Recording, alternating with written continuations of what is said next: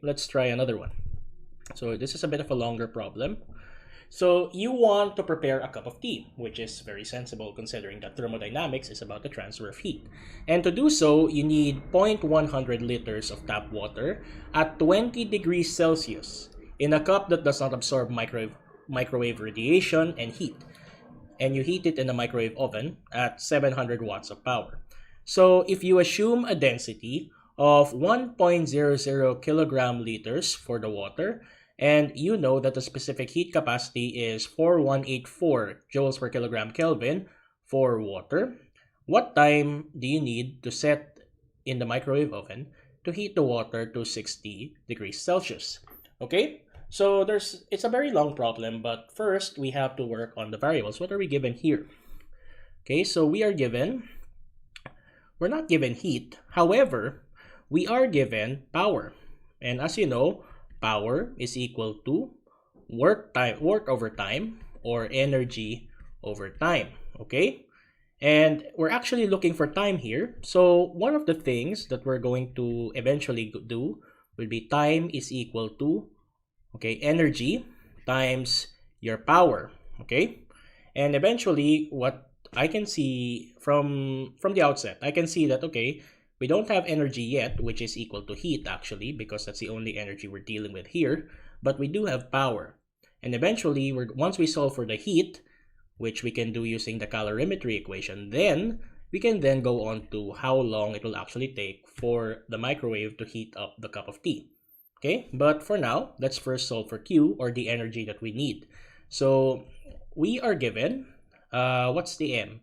So we know that water, or tea, has a density of around 1.00 kilograms per liter, and we pour 0.100 liters of tap water to do the cup of tea. So if it's just a density of 1, then we can safely assume that 0.100 liters, once converted, is just simply 0.100 kilograms of tap water. Okay, so we are already given the mass. Next, specific heat. So we're given the specific heat capacity of the tap water, which is 4184 joules per kilogram times Kelvin. Okay, and finally, what else are we given? How about the change of temperature?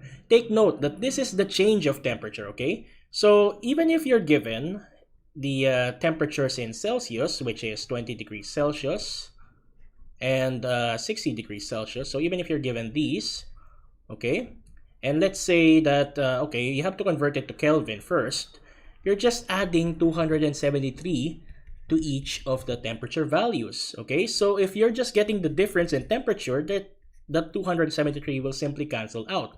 So the difference of temperature, if you just get the expanded version, as you can see, 600 plus 273 minus 20 plus 273, then 273 will cancel out.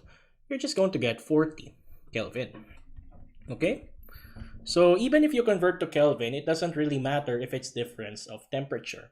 You're always going to have, it's going to be the same for Celsius, it's going to be the same for Kelvin.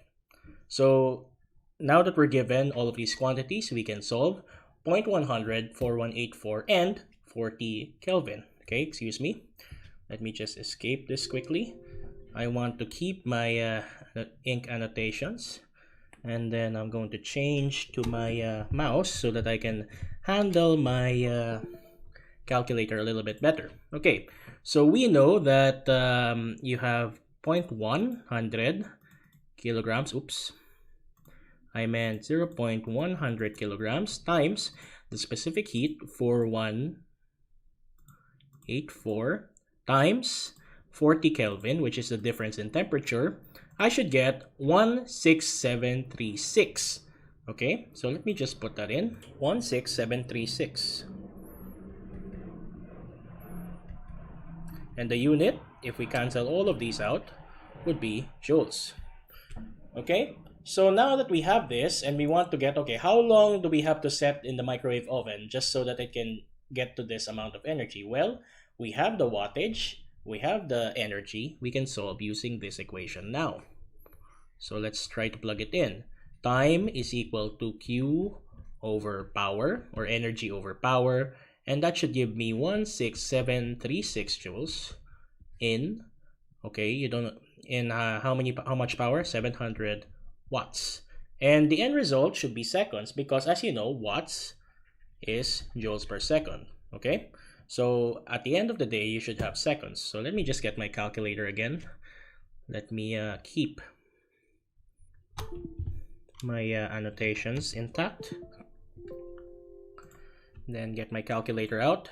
So we divide what we got by 700 watts to get a value of, okay, 23.9 seconds. So if we go back here and write it down, the time it will take is 23.9 seconds. Okay, so now you know, okay, if we have water and we know that water has a specific heat capacity of this amount, and we have the amount of water which is so easy to measure, you can actually go to your microwave and say, hey, I'm going to set the microwave oven to this time, 23.9 seconds, and that should get it to boil, or not really boil, but to get it up to the desired 60 degrees Celsius that I want.